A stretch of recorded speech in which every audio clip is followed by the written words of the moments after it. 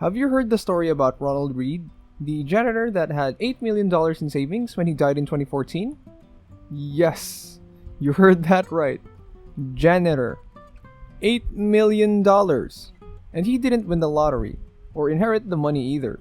He just saved consistently throughout his life, all the while letting the wonders of compounding do its thing. The moral is that your behavior with money is oftentimes more important than how intelligent you are. Even if you don't have a diploma from Harvard or work on Wall Street, you can become rich just by behaving in a sound way. As Morgan Housel put its financial success is not a hard science. It's a soft skill, where how you behave is more important than what you know. Welcome to the Financial Flow. Please like and subscribe to our channel and turn on notifications to stay up on our latest videos. This is a top 5 takeaway summary of The Psychology of Money by Morgan Housel. Takeaway 1. Pay the price. Let's say that you want a new nice watch. You go to the store to check out the offerings you are really after, something that will impress your friends and the lovely lady that you're dating. The point is that you know that having a new watch comes with a price, a fee. It's not the same with investing. It comes with a price too. Here's a takeaway for high returns, with one concentrated portfolio with Peter Lynch. The concentrated portfolio brings with it a characteristic to your performance. It will be volatile. This is the price, the fee for having high returns in the stock market over the long term. If you don't have the stomach to stay the course when your net worth decreases by, say, 20% during a single week, as 2 of your major holdings report quarterly earnings below what analysts expected. Don't aim to maximize your returns because the higher the returns, the higher this fee typically is. Let's pretend way back 10 years ago. You could visualize Netflix's bright future. You invested a large portion of your net worth in the stock. Well, there would be quite a rich person today. However, could you afford paying the price for this journey? Netflix during this had many major downturns. Would you have sat still in the boat during 2011 when Netflix lost tons of customers and the stock price fell 80% from its peak during the ensuing months? Your portfolio returns would look terrible. What would you tell your spouse and your kids? Could you stomach facing them knowing that you might have endangered their future? Would you still think that being almost all in Netflix is a good idea? This is of course an extreme example, but even if you have something less extreme than an all-in Netflix approach to investing, you'll have to pay the price volatility nonetheless. Stock market investing is a great thing that enables wealth creation like few other options, but don't try to fool yourself. It doesn't come for free. All investors will experience volatility, and you have to look at this as the price you pay for a brighter future. Takeaway number 2. Never enough. Capitalism is great at doing 2 things: generating wealth and generating envy. The urge to suppress your neighbors, peers, and friends can help energize your hard work and strive to really make it. And of course, being motivated into becoming more productive and doing meaningful work is a good thing, but social comparison can also cause us to feel like we're never enough. Let's look at some statistics. To belong to the top 1% highest income earners in the US, you'd have to earn somewhere around $500,000 a year. That's what a highly specialized doctor, let's call him Joe, earns by almost any standard. Joe would be considered rich. He can afford to drive nice cars, go on long vacations to exotic countries, perhaps hire someone to do work which he thinks is tedious. Joe has been feeling good about himself and what he has achieved financially in his life. Well, that was only until he bought a vacation home in the Hamptons and realized that he had Brad as his neighbor. Brad belongs to the top 1% of the 1%. He is a CEO of quite a large public company and earns a staggering $10 million per year. Now, you'd hope that at least Brad would be satisfied with his financial achievements, but nope. The type of envy which has emerged from comparisons of this kind has caused a lot of people to do foolish things throughout history. Some have leveraged their portfolios to the teeth in order to move up to a higher pyramid, just to lose it all and then they would end their misery. Some have acted on insider information and lost both personal reputation and then later their freedom when they've gone to jail. Many have forsaken their families and then had their partners leaving them or cheating on them or both. As a result, by watching this channel and learning on how to become a successful investor, chances are that you will at some point reach a level of financial freedom that the average person can only dream about. But you need to, at some point, accept that enough is enough. Number 3. Crazy is in the eye of the beholder. At first glance, it seems like a lot of people do crazy things with their money. Some spend it on ridiculous amounts of ridiculous items, and others hide it under their mattresses.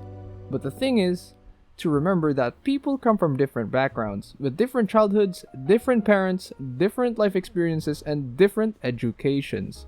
All this adds up to different perspectives and different values. What seems crazy to you might make total sense for me. Morgan uses the example of lottery tickets in the book. The lowest income households in the US spends more than $400 per year on the lottery. This is 4 times more than the average in the highest income group. Combine this with the fact that more than 1/3 of Americans cannot come up with $400 for an emergency. Do these people spend their emergency buffer on lottery tickets? Seems crazy, doesn't it? But again, we do not have the same perspective as these individuals try to see it from their perspective. They live paycheck to paycheck with little room to save money. They often lack education, and thus, they also lack a nice career trajectory. That is why they buy more lottery tickets than we do. Not so crazy after all, perhaps. So, how does this make you a better investor? For one thing, by acknowledging that we are different, we become less tempted to copying an investment portfolio or strategy which doesn't suit our own goals. For example, copying the billionaire's portfolio might be suboptimal for your goals. Acknowledging differences can also help us to say no more easily to investments that are outside our own circle of competence. Take GameStop for example. As I am not a trader, I didn't participate in this drama at all. It's simply not my card to play. Understanding different people's perspectives, or at least that there are different lenses to see the world through, will help you make better sense of our society and lead you on the path that is yours. Takeaway 4. Peekaboo. What does the Great Depression, World War II, the financial crisis, and COVID-19 all have in common? They were all events which shaped our society. They had huge impacts on the financial markets, and they were pretty much impossible to foresee. Human nature fools us into believing that we should have been able to know it would happen all along. Imagine it is Black Monday, 1987. How would you have reacted to the market losing almost 1/4 of its value in a single day? Or would you have been able to weather the storm? Perhaps putting in additional chips would have kept the sidelines. Here's an interesting fact. If you invested in the S&P 500 index 20 years ago, but you missed out on the 4 best performing stock market days, you'd have 164% return instead of 291%. That's quite a huge difference.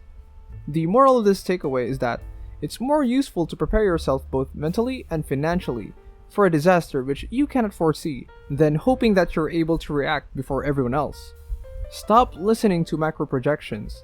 The things that will cause big fear among the investment community in the future are the things that are unlikely to be foreseen anyways. Takeaway number 5. The seduction of pessimism. If I were to give you a bunch of reasons to why the market will crash later this year, mentioning the gigantic US governmental debt, that stimulus checks may lead to the return of inflation, and perhaps something about a new strain of COVID-19, you would most likely be intrigued, and perhaps end up with a quite significant negative view of where in the market cycle that we are at the moment. Where I instead give you examples of why things probably will continue to get better, by showing how life expectancy is rising, how sustainable energy is getting cheaper, or how computing power is exploding. You would most likely shrug your shoulders and not think twice about it. We all know that the pessimistic person sounds so very intelligent and the optimist sounds naive in comparison.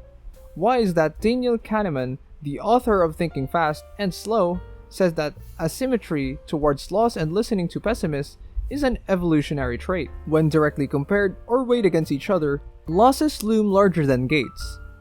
Organisms that treated threats as more urgent than opportunities have a better chance to survive and reproduce. We tend to listen to pessimists more carefully, not only for evolutionary reasons, but also because progress happens much slower than setbacks do. Progress rarely happens overnight, but setbacks often do. Because tragedies and setbacks happen during much shorter time periods, it's much easier to create an intriguing and persuading story around it, and thus it receives more attention. To create an optimistic story about the future, we must look at a longer time horizons. This often becomes more vague and less dramatic, knowing that you will perhaps be more fascinated by a pessimist and less so by an optimist, help you becoming less asymmetric towards this in the future. The world is better than you think. As Sweden Hans Rosling would have said, so you are not going to get rich in the stock market without paying the price of volatility. Envy is the worst of the 7 deadly sins. Never risk what you have, the need for what you don't have, and don't need. Different perspectives cause different courses of action to become reasonable or rational. Instead of trying to foresee disasters, prepare yourself mentally and financially so that you can survive them, and be careful when taking investment advice. Understand that pessimism appeals more to your survival instinct than optimism does. Thanks for watching. Don't forget to leave a like and subscribe to our channel for more content like this. Have a good one.